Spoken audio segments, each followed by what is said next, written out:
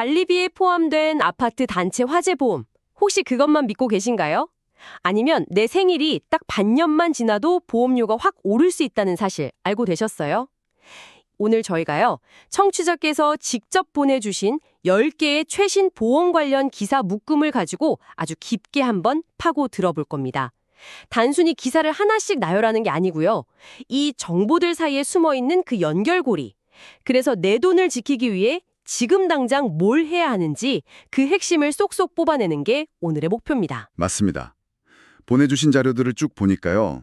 이게 마치 잘 짜인 하나의 금융전략 지도 같더라고요. 어떤 건 우리 집의 튼튼한 지붕이 되어주고 또 어떤 건 노후를 받쳐줄 단단한 기둥이 되는 그런 이야기들이죠.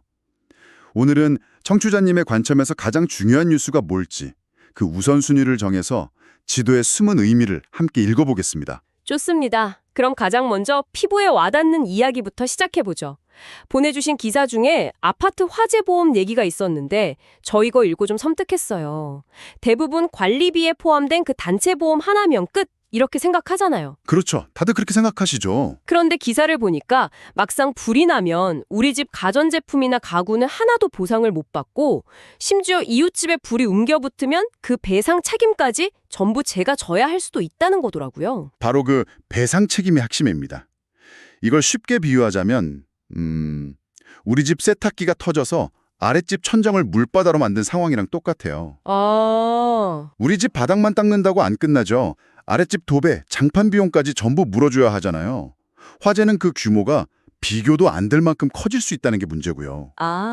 이웃집을 위한 보험이라는 관점이군요. 생각도 못했어요. 우리 집 빌 끄는 것만 걱정했지 그 연기 때문에 망가진 윗집의 고가 미술품까지 제가 물어줘야 할 수 있다는 거잖아요? 정확합니다. 실제로 그런 일이 비일비재해요. 그래서 기사에서 전문가들이 월 1만 원대 개인주택 화재 보험, 특히 가족 화재 배상 책임 투약을 거의 필수로 권하는 겁니다. 월 1만 원이요? 네. 월 1만 원으로 수억 원에 달할 수 있는 빚더미를 막는 어떻게 보면 가장 가성비 높은 안전장치인 셈이죠. 와, 월 1만 원이라니 정말 커피 한두 잔 값이네요. 이건 꼭 챙겨야겠습니다. 위험 대비 이야기가 나온 김에 또 다른 기사로 넘어가 볼게요. 메리츠 화재에서 내놓은 통합 치료비 보험 수식인데 내용이 정말 파격적이에요. 암 치료비는 매년 5천만 원, 다른 질병 치료비는 매년 7천만 원까지 보장해 주는데 40세 남성 기준으로 월 보험료가 1,790원이래요. 제가 잘못 본 건가 싶어서 몇 번을 다시 봤어요. 이게 가능한 가격인가요? 하하. 물론 그 가격은 가장 젊고 건강한 사람을 기준으로 한 일종의 헤드라인 가격일 겁니다.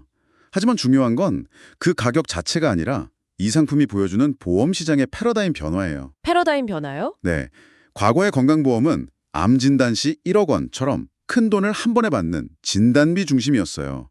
그런데 이 상품은 실제 병원에서 치료받고 영수증에 찍히는 비용을 매년 반복해서 보장해주는 치료비 중심으로 완전히 방향을 튼 거죠.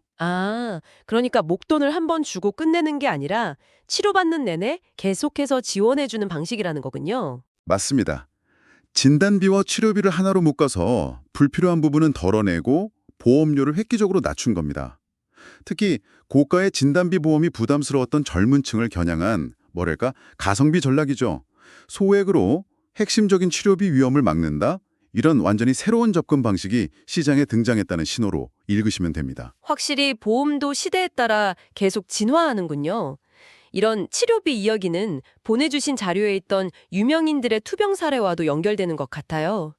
안성기 씨의 안타까운 소식도 있었고 반면에 양희은 씨나 허지용 씨처럼 암을 극복한 사례도 있었죠. 치료 방식은 제각각이었지만 이 기사들을 나란히 놓고 보니까 공통적으로 떠오르는 질문이 있더라고요. 바로 그래서 돈은 얼마나 들었을까 하는 점이요. 핵심을 정확히 짚으셨네요. 어떤 치료법을 선택하든 심지어 치료를 잠시 중단하더라도 경제적 문제는 사라지지 않아요. 암투병이라는 게 고액의 치료비와 소득 중단이라는 두 개의 거대한 산을 동시에 넘어야 하는 과정이거든요. 두 개의 산? 네. 아까 이야기 나눈 치료비 보험이 첫 번째 산을 넘는 데 도움을 준다면 소득 중단이라는 두 번째 산은 또 다른 준비가 필요한 영역이죠. 이 사례들은 어떤 선택을 하든 경제적 대비는 선택이 아닌 필수라는 걸 우리에게 명확히 보여주고 있습니다. 결국 돈 걱정 없이 치료에만 전념할 수 있는 환경을 만드는 게 보험의 역할이겠네요. 자, 이렇게 위험에 대비하는 것도 중요하지만 언제 가입하느냐, 그 타이밍도 정말 중요하잖아요. 다음 기사를 읽다가 정말 깜짝 놀랐어요. 저는 당연히 보험료가 제 생일, 즉 만 나이 기준으로 정해진다고 생각했는데 보험 나이라는 게 따로 있더라고요. 대부분이 놓치는 함정이죠. 보험사는 우리와 다른 달력을 씁니다. 바로 상령일이라는 개념인데요. 실제 생일을 기준으로 6개월이 지나면 그냥 한 살을 더 먹은 걸로 계산해버려요. 잠깐만요. 그럼 제 생일이 7월 1일인데 연말에 보험을 알아보면 이미 다음해 1월 1일에 나이를 한 살 더 먹은 걸로 계산된다는 말씀이세요? 생일 케이크 촛불 개수는 그대로인데 보험료 청구서에 찍히는 나이는 한 살 더 많아지는 거네요. 정확합니다. 그게 바로 보험사의 시계입니다. 이 상령일 하루 차이로 20에서 30년 동안 내야 할 총보험료가 적게는 수십만 원에서 종신보험처럼 가입 기간이 긴 상품은 수백만 원까지 차이 날 수 있어요. 수백만 원이요? 네. 그러니 이건 단순한 정보가 아니라 돈을 버는 기술에 가깝습니다. 내 생일과 함께 상령일을 달력에 꼭 표시해둬야 하는 이유죠. 와, 이건 정말 아는 사람만 챙길 수 있는 비밀 정보 같은데요. 타이밍의 중요성을 보여주는 또 다른 사례도 있었어요. 지난 12월에 운전자 보험 매출이 무려 250%나 폭증했다는 기사요. 변호사 선임 비용 보장이 축소된다는 소식에 다들 막차를 타려고 몰려든 절반 마케팅 효과였죠. 시장의 역동성을 보여주는 아주 좋은 사례예요. 특정 보장이 사라지기 전에 가입하려는 소비 심리가 폭발한 거죠. 그런데 청취자께서 이 기사에서 주목하셔야 할 부분은 그 다음 문장입니다. 1월부터는 시장의 관심이 다시 간편, 종합 건강보험으로 옮겨갈 것이라는 전망이에요. 아, 그러니까 한바탕 태풍이 지나갔으니 이제 시장의 관심이 어디로 향할지 예측해야 한다는 거군요. 보험 이슈는 끝났으니 이제 보험사들은 연초를 맞아서 건강보험 시장에서 다시 치열하게 경쟁할 거라는 신호죠. 결국 개인의 상령일이라는 작은 타이밍과 시장의 흐름이라는 큰 타이밍을 함께 볼 줄 아는 지혜가 필요한 겁니다. 개인의 타이밍과 시장의 타이밍, 둘 다 잡아야 하는군요. 그런데 이런 시장을 움직이는 더 큰 힘은 역시 법과 제도잖아요.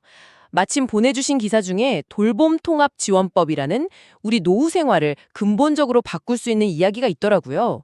오는 3월 27일부터 시행된다는데 핵심은 요양원에 가지 않고 집에서 노후를 보낼 수 있도록 혜택을 대폭 강화한다는 거죠. 네, 아주 반가운 소식입니다. 중증수급자의 월 이용 한도액이 오르고 방문간호 본인 부담금도 면제되는 등 재가요양의 문턱이 낮아지는 거예요. 그런데 여기서 더 흥미로운 지점은 이런 제도 변화에 보험사들이 어떻게 반응하고 있는가입니다. 어떻게 반응하고 있나요? 기사를 보면 단순히 병원비나 요양비를 지급하는 걸 넘어서 치매 환자의 재산을 금융사기 등으로부터 지켜주는 신탁 자산관리 서비스를 결합하고 있어요. 돈을 주는 것에서 그치지 않고 그 돈을 안전하게 관리하고 지켜주는 역할까지 하겠다는 거네요. 정말 든든하게 들리는데요. 이건 굉장히 중요한 변화입니다. 보험사가 단순히 돈을 지급하는 기관에서 고객의 노후 전반을 관리하는 노후 리스크 매니저로 진화하고 있다는 뜻이니까요. 질병이나 사고뿐만 아니라 인지 능력이 떨어졌을 때 발생할 수 있는 금융범죄 리스크까지 관리의 영역으로 끌어안기 시작한 겁니다. 오후 이야기가 나오니 보내주신 기사 중 가장 혁신적이라고 생각했던 개념이 떠오릅니다. 바로 톤틴 연금이에요.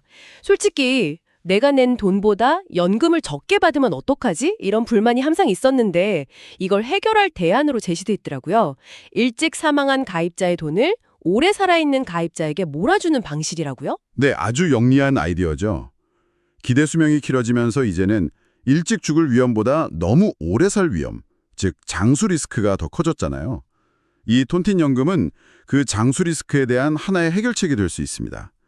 기사 분석에 따르면 이 모델이 도입될 경우 기존 연금보다 수령액이 최대 38%까지 늘어날 수 있다고 해요. 38%나요. 엄청나네요. 그런데 잠시만요. 오래 사는 사람에게 돈을 몰아준다는 건 결국 일찍 사망한 사람들은 손해를 본다는 뜻 아닌가요? 이게 가입자들 사이에서 불공정하다는 논란은 없을까요? 아, 좋은 질문입니다. 그래서 톤틴 연금은 보통 최소 보증 장치와 결합됩니다. 예를 들어 최소한 내가 낸 원금만큼은 사망 시 유족에게 돌려주고 그 이상의 운영 수익금만 오래 산 사람들에게 배분하는 방식이죠. 아, 안전장치가 있군요. 네, 물론 아직 국내에 본격적으로 도입된 모델은 아니지만 오래 사는 것이 손해가 아니라 이득이 되는 구조를 만들었다는 점에서 연금 시장에 큰 변화를 가져올 수 있는 중요한 개념입니다. 그렇군요. 안전장치가 있다면 충분히 매력적이겠네요. 자, 이렇게 노후를 대비하는 새로운 개념들을 살펴봤는데요.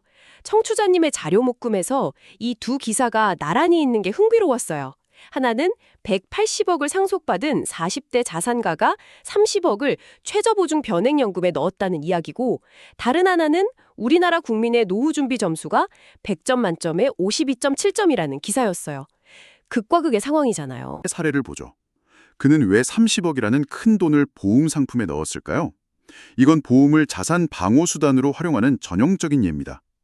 미국 지수에 투자해서 공격적으로 수익을 추구하면서도 무슨 일이 있어도 원금은 보장받는 공격과 방어를 결합한 거죠. 공격과 수비를 동시에 하는 완벽한 포트폴리오네요. 그렇죠. 절세와 수익성, 안정성까지 세 마리 토끼를 잡는 전략입니다. 반면 52.7점이라는 점수는 대부분의 우리가 처한 현실입니다. 국민들이 생각하는 노후 적정 생활비는 월 1,980만 원인데 국민연금만으로는 턱없이 부족하다는 걸 모두가 알고 있죠. 네. 이 두 기사를 나란히 놓고 보면 메시지는 명확해집니다. 앞서 우리가 나눴던 재가요양 서비스 확대나 톤틴 연금 같은 새로운 제도와 상품들은 바로 저 자산가처럼 완벽한 포트폴리오를 갖추지 못한 우리 같은 52.7점짜리 사람들을 위한 도구라는 겁니다. 아, 모든 뉴스가 결국은 나의 부족한 노후 준비라는 하나의 점으로 모이는군요. 자산가의 전략을 참고해서 우리 현실에 맞는 도구들을 잘 활용해 점수를 1점이라도 더 올려야 한다는 말씀이시네요. 맞습니다. 그게 바로 금융 정보를 현명하게 소비하는 방법이죠. 그런 의미에서 마지막 기사도 중요합니다. 법원이 롯데손해보험의 자본 건전성을 취약 등급으로 본 금융당국의 조치가 정당하다고 판결했다는 소식인데요. 사실 이런 업계 뉴스는 좀 어렵고 나와는 상관없는 이야기처럼 들리기도 하거든요. 이게 왜 중요할까요? 청취자님 입장에서 이 뉴스가 중요한 이유는 딱 하나입니다. 내가 가입한 보험사의 재무 안정성이 곧 먼 미래에 내가 받을 보험금의 지급 능력과 직결되기 때문이에요. 아무리 좋은 보장을 약속하는 상품이라도 그걸 판매하는 회사가 튼튼하지 않으면 그 약속이 지켜지지 않을 수 있습니다. 아, 우리가 집을 살 때 건물 자체만 보는 게 아니라 그 집을 지은 건설사가 튼튼한 회사인지도 보잖아요. 똑같습니다.